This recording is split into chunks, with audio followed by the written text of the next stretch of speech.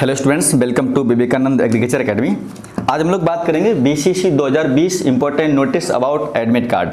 जो admit card आपके 1 अक्टूबर से आया था, ठीक है, उस विषय पर हम बात करेंगे। क्योंकि एडमिट कार्ड में कई बच्चों के साथ में ऐसा हुआ है कि उनका फोटो सिग्नेचर साफ नहीं आया है।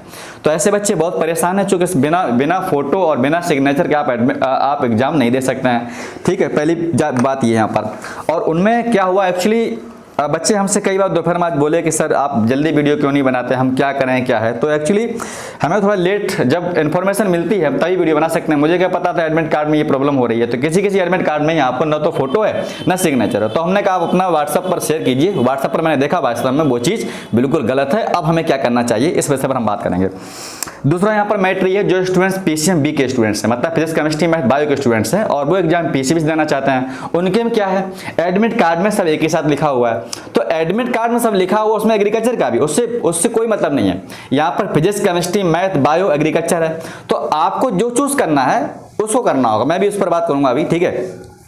तो पहले हम लोग बात करते हैं जिन स्टूडेंट के साथ में ऐसा है कि जिनकी फोटो सिग्नेचर साफ नहीं है। अब ये भी है, ऐसा इनके साथ नहीं है, और भी लोग ऐसे हैं जिनके साथ में ऐसा कई लोगों के साथ में हुआ है। कई मेरे पास कमेंट भी आया, आप कमेंट देख सकते हैं, नीचे लिखे होंगे, ठीक है। अच्छा, उनके साथ क्या करें हम लोग, तो वो बच्चे के साथ उसमें हो क्या सकता है आप उसमें पढ़कर देख सकते हैं। थोड़ा सा इंग्लिश में लिखा हुआ है, ठीक है, मैं आपको पढ़ के सुनाता हूँ जिनके साथ ऐसा हुआ है, ठीक है। उसमें देख सकते हैं, पहले आपका रजिस्ट्रेशन नंबर लिखा होगा, ठीक है, यहाँ पर रजिस्ट्रेशन नंबर लिखा होगा, फिर यहाँ पर सेकंड नंबर पर नाम लिखा होगा आपका, फिर नीचे लिखा होगा सॉरी, माफ कीजिए, your admit card has been kept, आपका एडमिट कार्ड रख दिया गया है, ऑन होल्ड रख दिया गया है, ड्यू टू फॉलोइंग रीजन, कुछ कारणों की वजह से आपके एडमिट कार्ड को वहां पर रख दिया गया है। लेकिन अगर आप करेक्शन नहीं कराएंगे तो आपको एग्जाम नहीं देने दिया जाएगा, अगर करेक्शन आप कराएंगे तो आपको एग्जाम देने दिया जाएगा। अब आप क्या करें, नीचे आप देख सकते हैं, नीचे लिखा हुआ है रीजन फोटो और सिग्नेचर नॉट क्लियर, मतलब फोटो साइन सही नहीं है। अब नीचे पॉइंट लिखिएगा, देखिएगा वहां लिखा हुआ यू आर एडवाइज, आपको सलाह दी जाती है, टू पर्सनली कॉन्टैक्ट, केवल आपके लिए जिनका एडमिट कार्ड उसके लिए, मतलब पर्सनली कॉन्टैक्ट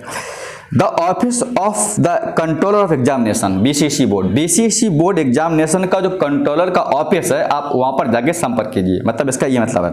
फिर लिखा हुआ है, बिल्डिंग का नाम लिखा है आईएएस एसोसिएशन बिल्डिंग, उसमें लिखा हुआ, मुझे लिखने की जरूरत नहीं यहाँ पर, ठीक है, आईएएस एसोसिएशन बिल्डिंग, ये एक बिल्डिंग का नाम है, आईएएस एसोसिएशन बिल्डिंग, उसमें लिखा हुआ है, ठीक, नियर पटना एयरपोर्ट। अब पटना में एक ही एयरपोर्ट होगा, आप एयरपोर्ट पर जाएं, ये पूछें कि भैया यहाँ पर जो है, हालांकि कोई भी कॉन्टैक्ट नंबर नहीं दे रखा है। अब यहाँ पर इनको नंबर देना चाहिए था बच्चों की, आप इस तरीके से अगर ऐसा हो किसी साथ में तो आप कॉन्टैक्ट नंबर पर आप ईमेल पर भेज सकते हैं, और इसी एक जो इसकी ईमेल आईडी है, जिसका वेबसाइट है, उस पर आप भेज सकते हैं, आप उसको सही कर देते।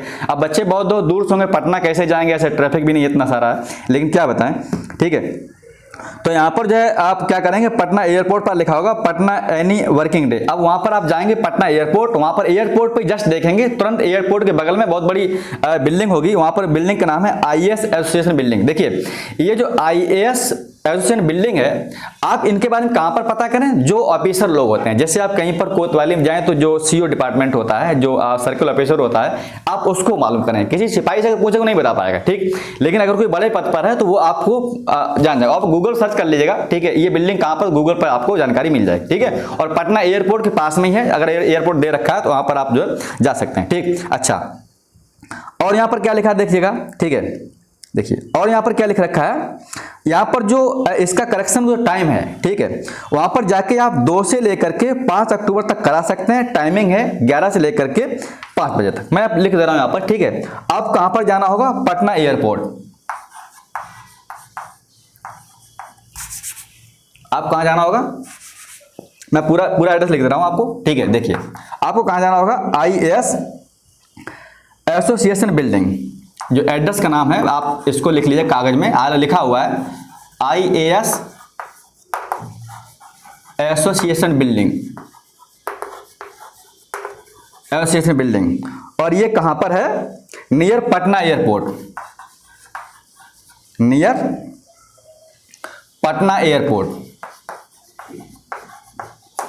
ये इसका नाम, ये एड्रेस है ये, ठीक है, पटना एयरपोर्ट। और यहाँ पर ये भी नहीं किया कि लो उसका कम से कम पिन कोड कोई फ़ोन नंबर दे दें, लेकिन क्या बताएं, ऐसे लोग हैं, ठीक है। अच्छा, यहाँ पर टाइम क्या है इसका, आप देखिए ऐसे समझ जाएंगे आप। जो टाइम है यहाँ पर मतलब 2 अक्टूबर से लेकर के, आज का तो दिन निकल गया है, लेकिन अभी 3 तारीख है, 4 अक्टूबर है, 5 अक्टूबर है, 3 दिन आपके पास हैं। तो 2 अक्टूबर से लेकर के 5 अक्टूबर तक हम इसमें करेक्शन करवा सकते हैं, ठीक, इतना अक्टूबर। इसका टाइमिंग क्या है, टाइमिंग जो दे रखा है वो मॉर्निंग यानी 11 बजे से लेकर के 11 AM सुबह से लेकर के, ठीक है, और शाम को 5 बजे तक, सुबह से लेकर शाम तक उसका जो वहां पे नाम था, ठीक है भाई। चलिए, तो 11 से लेकर के 5 बजे तक आपको ये यहां पर जाना होगा इस बिल्डिंग में, ये इसका डेट है। तो आज दिन निकल गया, अभी 3, 4, 5 3 दिन बाकी हैं। आप यहां पर जाकर के और बता सकते हैं। अब यहाँ पर आप लेकर क्या जाएंगे, एक तो आप जाएंगे अपना आईडी प्रूफ ले, हालांकि यहाँ पर ऐसा मेंशन नहीं है, लेकिन मैं बता रहा हूँ आपको, एक आप अपना आईडी प्रूफ लेकर के जाएंगे। बाई चांस अगर उसने बोल दिया कि आईडी प्रूफ क्या है दिखाइए आप, कहीं ऐसा नहीं कोई अदर कोई स्टूडेंट्स हैं, ठीक है, एक आपको आईडी प्रूफ लेके जाना कैसा भी, ठीक है। अच्छा, और इसके बाद आप क्या करना पड़ेगा, यहाँ पर जो आपका एप्लीकेशन फॉर्म है, ठीक है, जो आपका एप्लीकेशन फॉर्म है आपको मिला होगा एप्लीकेशन फॉर्म। तो एप्लीकेशन फॉर्म में 2 पार्ट आपके होंगे, एप्लीकेशन फॉर्म में 2 पार्ट आपके होंगे, एक ए पार्ट होगा, एक बी पार्ट होगा।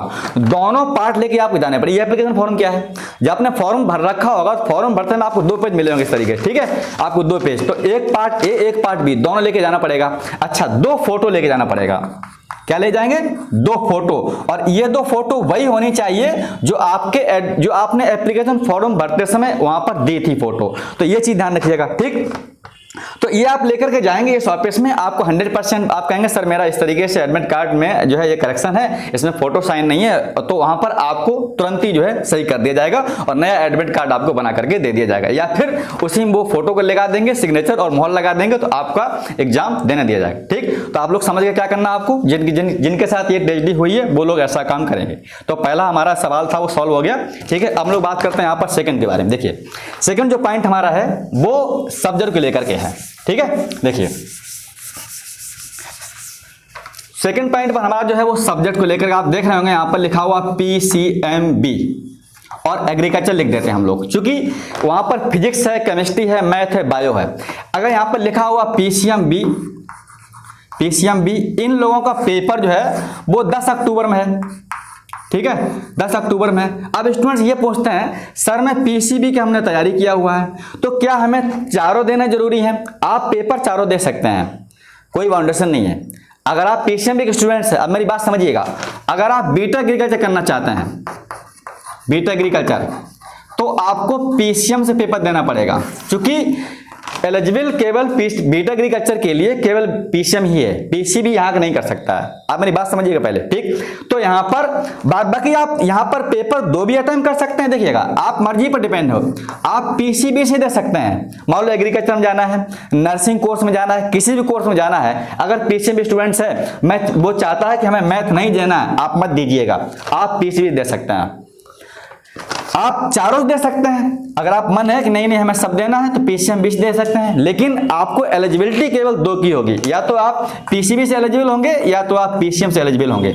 अब बच्चे समझ नहीं पाते हैं कि यहाँ पर एलिजिबल का मतलब क्या। अरे यार, कोई डिग्री आप लेंगे उसमें जो डिग्री मान्य होगी हमें उचित एग्जाम देना होगा, मेरा कहना ये है, ठीक। तो समझ गए यहाँ पर कन्फ्यूजन बात, जो कन्फ्यूजन थी आपकी।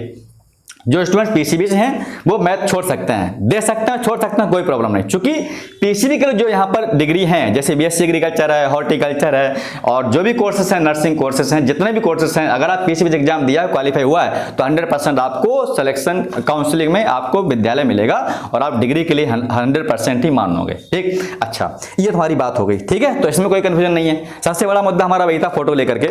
अच्छा, दूसरा पॉइंट यहाँ पर ये कुछ बच्चे बोलते हैं सर हम लोग एग्जामिनेशन पर जो है मोबाइल, झोला, कॉपी, किताब, कैलकुलेटर लेके जा सकते हैं। देखिए, आप सब कुछ लेके जा सकते हैं, लेकिन गेट के बाहर तक।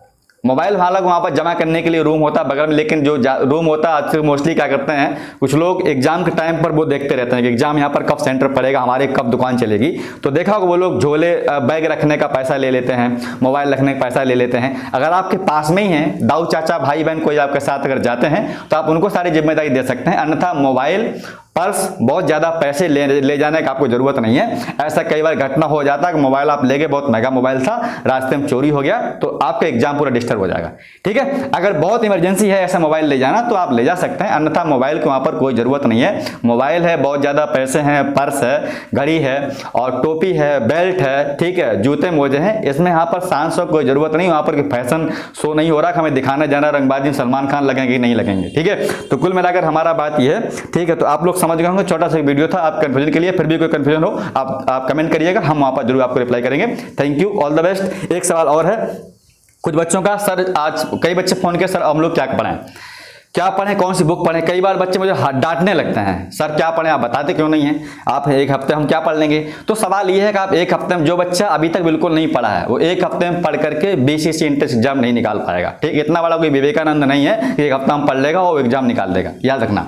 ठीक है, बात मेरी आप खराब भली लग रही होगी लेकिन हकीकत बात यही है, आप खुद समझ सकते हैं। ये कोई इंटरमीडिएट का बोर्ड एग्जाम नहीं है कि आप 4 पन्ने चौपतिया पढ़ लो आप पास हो जाएंगे। यहाँ पर पासिंग से मतलब नहीं है, हमें एंट्रेंस में उतने नंबर लाने होते हैं जिससे यूनिवर्सिटी मिल जाती है। ठीक, तो आपको खराब लग रहा हो माफ कीजिएगा।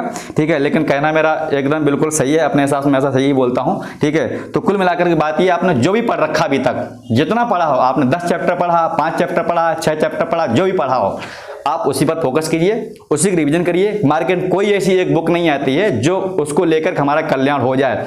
जिन बच्चों ने आईसीएस एग्जाम दिया होगा, कई बच्चे बोलते हैं हमें अरिहंत की बुक पढ़ ली है, आप कोई बता दो अरिहंत की बुक से एक भी सवाल अगर आया हो तो बताओ, हम वही कर डालेंगे। ठीक, तो कुल मिलाकर के आपको जो सिलेबस है, एनसीईआरटी बुक हो, आपकी स्टेट बुक हो, जो भी आपने पढ़ रखी है आप उसी के बार बार रिवीजन करें, आप कल्याण हो जाएंगे। बस यही मुझे आपके लिए वीडियो बनाना था। ठीक है, thank you, all the best. फिर कोई प्रॉब्लम हो कमेंट करिएगा, हम वहाँ पर रिप्लाई करके आपको जरूर देंगे। ठीक, धन्यवाद।